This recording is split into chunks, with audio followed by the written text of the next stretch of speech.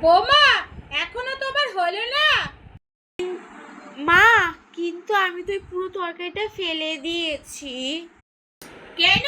এত দামের তরকারিটা তুমি ফেলে দিলে কেন?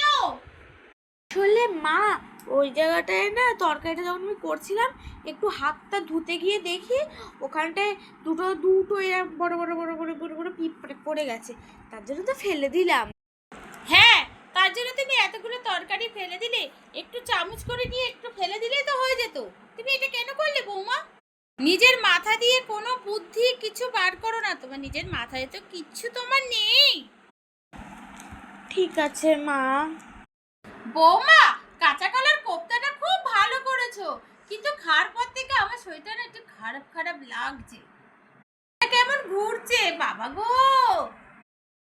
মা, আর বলবেন না, কালকে আমি ওরকম তরকারি ফেলে দিয়েছি বলে আপনি আমার কত কিছু বললেন।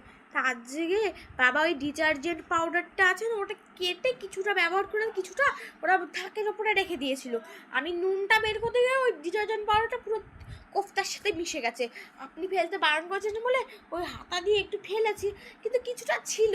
আপনি ফেলতে না করার জন্য ওরা ওটাই কষিয়ে আপনাকে খাইয়েছি, তার জন্য মনে হয় এরকম করছে। কিছুক্ষণ পরে ঠিক হয়ে যাবে। ওরে মা,